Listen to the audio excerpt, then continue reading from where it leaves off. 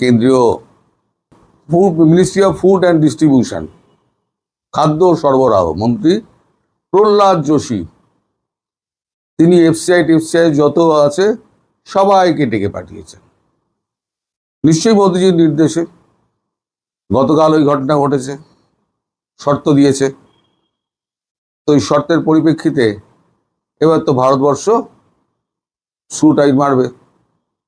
সকালবেলা আমি যে দুপুরবেলা ভিডিওটা করেছি সেটা আমার আন্দাজ মতো করেছিলাম, যে আমি এদেরকে হাড়ে হাড়ে চিনি, এরা কি করতে পারে, কোন পথে এগোবে। তো এখন দেখলাম যে হাড়ে হাড়ে চিনাটা আমার ঠিক। আজকেই প্রহ্লাদ যোশী একেবারে সপরিষদ মিটিংয়ে বসে গেছে 2টোর সময়। এখন আলোচনা কি হচ্ছে তা তো আমি জানতে পারবো না, জানা সম্ভব নয়, এটা কাল পরশু জানা যাবে। তো ব্যাপারটা যে বাংলাদেশকে ঘিরে, সেটা কিন্তু একেবারে আমি নিশ্চিত। আমি আজকে আপনাদের কতগুলো খবর দেব।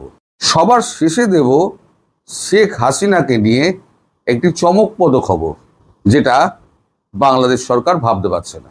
প্রথমে আসি, আমাদের কাগজ লিখেছে, আনন্দবাজার সর্বাধিক প্রচারিত বাংলা দৈনিক আনন্দবাজার লিখেছে, 2টো শর্ত দিয়েছে। এই দেখুন আমি দিয়ে দিলাম, 2টো শর্ত দিয়েছে। এই 2টো শর্ত না মানলে পরে মানে অনুকূল পরিবেশ হচ্ছে না, তাই তারেক রহমানের ঘোষা হয়েছে তিনি আসবেন না। ঘোষা কথাটা লিখেনি, ওটা আমার ভাষা। তো যেখানে বড় বড় করে লেখা হয়েছে না, তার জন্য উপহারের ডালি সাজিয়ে বসানো রেখে দেওয়া হয়েছিল। আমি জানি ডালিগুলো কি বলুন তো, সেটা হচ্ছে গঙ্গা এবং তিস্তার জলবন্টন চুক্তি। কারণ এখন এখানে শুভেন্দু অধিকারী বিজেপির রয়েছে, মমতা বন্দ্যোপাধ্যায় নেই যে বাগড়া দেবেন। এই 2টো জলবন্টন চুক্তি, কিছুটা প্রধানমন্ত্রী একদম মধ্যখানে কোনো লোক নেই, আলোচনা একেবারে 80 ভাগ এগিয়ে যেত। দ্বিতীয় হচ্ছে পণ্য সরবরাহ, তৃতীয় হচ্ছে ট্রান্সশিপমেন্ট, এবং চতুর্থ হচ্ছে ভিসা, অবাধ ভিসা আর কি। আপাতত এই 4টি নিয়ে আলোচনা হওয়ার কথা ছিল। এখন শেখ হাসিনাকে মূর্তিখানে এনে এরা যে গড়বড়টা করে ফেললো, শেখ হাসিনাকে ইস্যু করে দেশটার 12টা বাজালো। আর শেখ হাসিনা একটা ব্যক্তি, তার সঙ্গে দেশকে জড়াচ্ছ কেন? এটা কোন দেশের কূটনীতি? এরা কূটনীতি কও জানে না। কূটনীতি কিভাবে করতে হয়, শত্রুর সঙ্গে হাত মেলালেও মুখে কিন্তু একটা মৃদু হাসি থাকে এবং বডি ল্যাঙ্গুয়েজ খুব পজিটিভ থাকে। তারেক রহমান যদি এটা করতেন সব ভয়কে উপেক্ষা করে, তাহলে কিন্তু দেশটা বেঁচে যেত এবং তারেক রহমানের কপালে কিন্তু দুঃখ থাকতো না। কিন্তু তারেক রহমান করলেন ঠিক উল্টো। যদি এতই ভয়, তাহলে প্রধানমন্ত্রী হতে গেছিলেন কেন বাংলাদেশের মতো একটা রাষ্ট্রের? যদি আপনার দম না থাকে। নরেন্দ্র মোদী দেওয়ার জন্য রেডি হয়েছিলেন, কিন্তু আপনাদের কাজ। এখন নরেন্দ্র মোদী বলছেন যে আমরা এখন আদালতে যাব। আদালতে মানে আমাদের সুপ্রিম কোর্টে গিয়ে আমরা তখন বলবো যে এই আমাদের এই নীতি বহির্ভূতভাবে আমাদের কোনো কাগজপত্র কিছুই পাঠায়নি, বিচার প্রক্রিয়া কিভাবে হয়েছে তা আমরা জানি না, রায়ের কপি আমাদের কাছে নেই, শুধু মুখে বলে দেওয়া হচ্ছে। এটা তো মুখে বলে, সব কাগজে কলমে কিছু করে না, শুধু মুখে বলে দেওয়া হচ্ছে। মুখে বলে দিয়ে আমাদেরকে বলা হচ্ছে যে শেখ হাসিনার প্রত্যাবর্তন চাই, প্রত্যর্পণ চাই। 2টো একই রকম ভাষা হয়ে যায়, গন্ডগোল হয়ে যায়। প্রত্যর্পণ চাই। তা ভারত ওটা নিয়ে কথা বলতো যদি তারেক রহমান ফেয়ার ইলেকশনের কথাটা বলতেন এবং আওয়ামী লীগের ওপরে যদি এই যে বিধি নিষেধ তার জারি হয়েছে, যেটা ইউনুস করে গেছিল এবং উনি একেবারে সরকারি ধাব্বা মেরে দিলেন, তার মানে ইউনুসের দেখানো পথে আপনি চলছেন, তাও ভারত নরম হতো, পরে দেখা যেত। কারণ ভারত তো মূল্য দিয়েছিল, জয়শঙ্করজিকে পাঠিয়ে তো মূল্য দিয়েছিল। কালকে নোট অফ ভারওয়াল দিয়েছে যে 23, 22, 23, 24 এই 3 দিনের মধ্যে আসলে আসুন, না হলে পরে আর আবার সময় হবে না, দিয়ে দিয়েছে। এই তো প্রত্যর্পণ চুক্তি, সেও হয়তো প্রত্যর্পণ হয়ে যেত আপনার ওই যে হাদির হত্যাকাণ্ডের, সেটাও একটা গিয়ে বলতে পারতেন।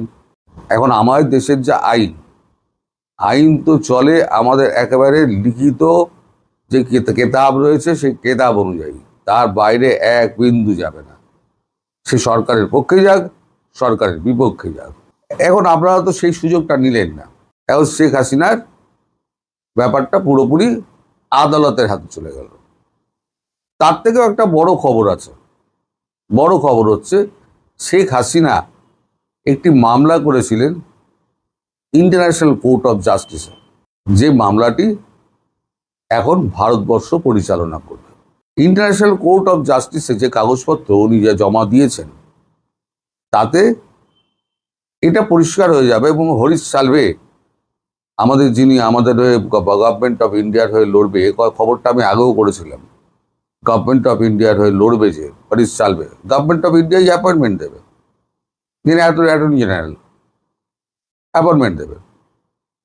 তিনি যখন মামলা লড়বেন, ওই পাকিস্তানি কুলভূষণ যাদব, যাকে ধোকা বেড়ে ইরানের বর্ডার থেকে তুলে নিয়ে গিয়েছিল পাকিস্তান, আজ পর্যন্ত ফাঁসি দিতে পারেনি, আজ পর্যন্ত না।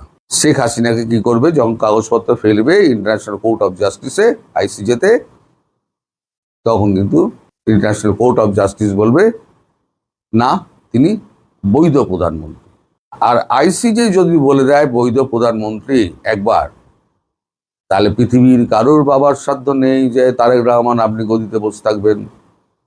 আপনাকে গদিচ্যুত করতে ভারতবর্ষের এক ঘন্টার বেশি কি একদিনের বেশি সময় লাগবে না।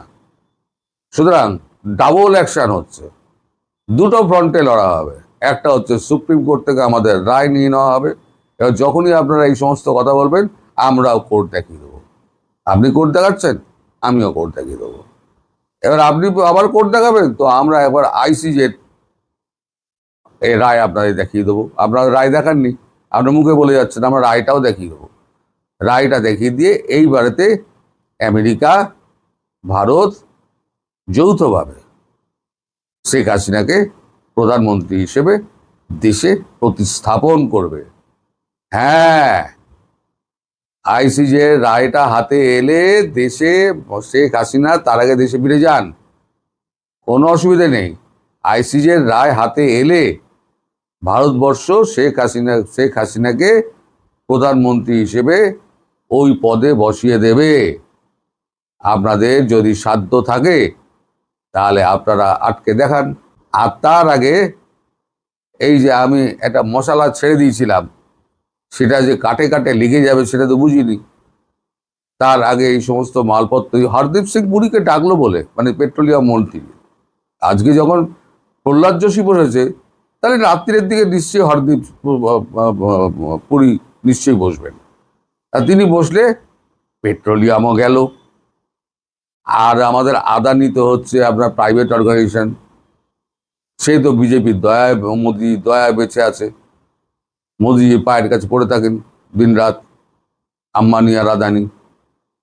তা আদানিকে ডেকে বলবে যে আদানি কারেন্ট হাফ করে দাও, 1/4 করে দাও।